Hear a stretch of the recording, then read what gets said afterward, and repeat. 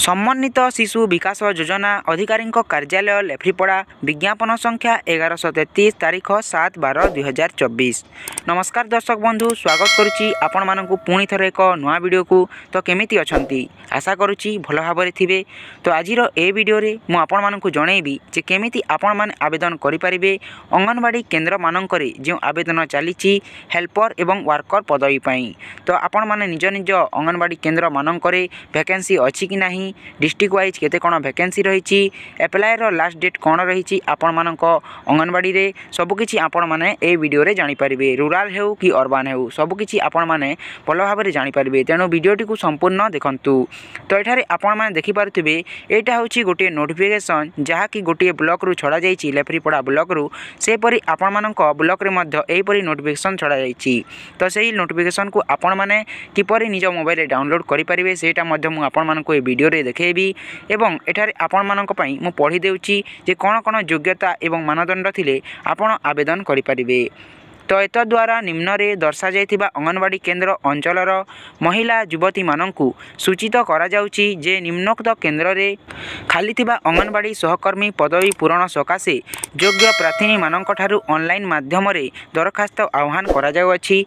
उक्त पदवी संपूर्ण अस्थायी और सांत्वनामूलक अटे एवं मासिक सांत्वनामूलक मानदेय 5000 टंका धार्य करा जाइछि। जेउ इच्छुक प्रार्थी माने निम्न रे दर्शा जाइथिबा समस्त योग्यता पूरण करि पारुथिबे सेमाने एही वेबसाइट URL http://engagement.awc.odisha.gov.in रे लॉगिन करी आवश्यक हेउथिबा समस्त योग्यतार प्रमाणपत्र अपलोड करी आसंता 8/12/2024 रु 22/12/2024 मध्य रे आवेदन करि परिबे। तो एठारे मु आपण माननकु कहिया पई चाहिबी जे आवेदन करिवार जे अप्लाई डेट रहिछि सेटा डिस्ट्रिक्ट वाइज बा अंगनवाड़ी वाइज अलग अलग रहिछि। तो आपण माने सेटा किपरि जानिबे सेटा आगकु देखिबे। पुनर्बार समस्त दरखास्तकारी मानंकु सूचित करा जाउछि जे आसंता 23/12/2024 रिक दिन पूर्वाह्न 11टा घटिका बा घंटा समय रे निम्न स्वाक्षरकारी कार्यालय रे दरखास्तकारी उपस्थिति रे समस्त प्रमाणपत्र मूल नकल सह जांच करा जिवो। तो एठारे डेट मध्य दिया जाइछि। एणु समस्त आवेदनकारी मानंकु अनुरोध करा जाउछि जे धार्य तारीख समय और स्थान रे समस्त प्रमाणपत्र मूल नकल सह उपस्थित रहिबे। चयन समय रे निम्न शर्तावली अनुसरण करा जिवो।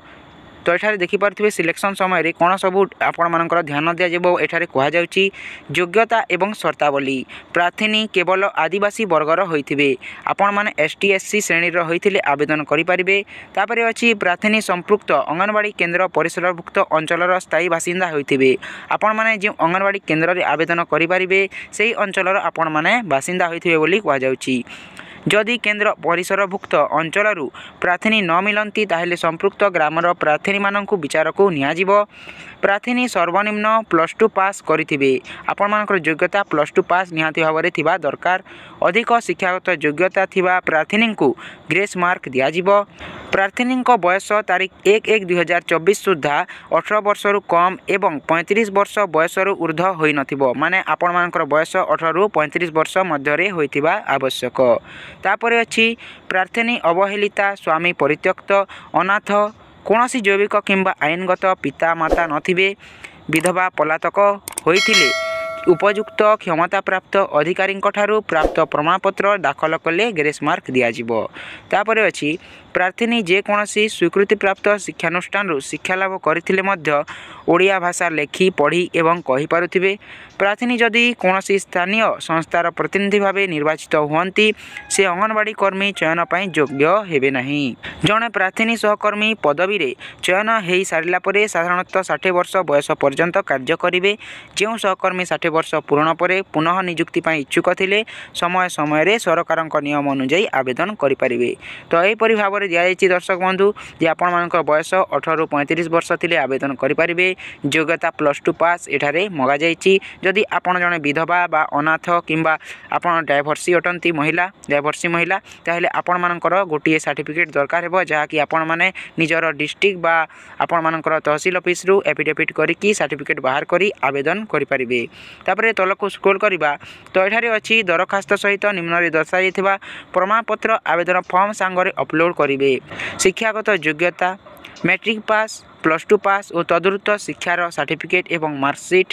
ସ୍ଥାୟୀ ବାସିନ୍ଦା ପ୍ରମାଣପତ୍ର ବା ରେସିଡେନ୍ସ ସାର୍ଟିଫିକେଟ୍ ଆପଣମାନଙ୍କର ଡିସେମ୍ବର 2019ରୁ 2024 ମଧ୍ୟରେ ଥିବା ଦରକାର। ତାପରେ ଅଛି ଜାତିଗତ ପ୍ରମାଣପତ୍ର ଡିସେମ୍ବର 2019ରୁ ନଭେମ୍ବର 2024 ମଧ୍ୟରେ ଥିବା ଦରକାର, ଯାହାକି ଆପଣମାନଙ୍କର ତହସିଲଦାରଙ୍କ ଠାରୁ ଆପ୍ରୁଭ୍ ଥିବ। ତାପରେ ଅଛି ବିଧବା, ସ୍ୱାମୀ ପରିତ୍ୟକ୍ତ, ଅବହେଳିତା, ଅନାଥ, କୌଣସି ଜୈବିକ କିମ୍ବା ଆଇନଗତ ପିତାମାତା ନଥିବେ, ପଳାତକ ଥିଲେ ତା'ର ଉପଯୁକ୍ତ ପ୍ରମାଣପତ୍ର ଦରକାର, ସାର୍ଟିଫିକେଟ୍ ଦରକାର। ତାପରେ ଅଛି ପ୍ରକାଶ ଥାଉ କି କୌଣସି ତ୍ରୁଟି ଅନୁଧ୍ୟାନ ପୂର୍ବକ ତଥା କୌଣସି କାରଣ ନ ଦର୍ଶାଇ ଚୟନ କମିଟି ଅଧ୍ୟକ୍ଷଙ୍କ ଅନୁମୋଦନ କ୍ରମେ ସମ୍ପୃକ୍ତ ବିଜ୍ଞାପନ ବାତିଲ କରାଯାଇପାରେ। ତ ଏହିପରି ଭାବରେ ଡିଟେଲ୍ସ ରହିଛି, ଯେମିତିକି ଆପଣମାନେ ଜାଣିଲେ ଆପଣମାନଙ୍କର ରେସିଡେନ୍ସ ସାର୍ଟିଫିକେଟ୍, କାଷ୍ଟ ସାର୍ଟିଫିକେଟ୍, ତାପରେ ମ୍ୟାଟ୍ରିକ୍ +2 ସାର୍ଟିଫିକେଟ୍, ଯଦି +3 ସାର୍ଟିଫିକେଟ୍ ଅଛି ତାହେଲେ ଆହୁରି ଭଲ ଆପଣମାନେ ଦେଇପାରିବେ। ଏବଂ ବ୍ୟାଙ୍କ ପାସ୍ ବହି ଆପଣମାନେ ଆବେଦନ କରିବା ସମୟରେ ଆପଣମାନଙ୍କର ବ୍ୟାଙ୍କ ପାସବୁକ୍ ଡିଟେଲ୍ସ ମଧ୍ୟ ଲାଗିପାରେ, ଯାହାକି ଏଠାରେ କୁହାଯାଇନି କିନ୍ତୁ ମୁଁ କହିଦେଉଛି।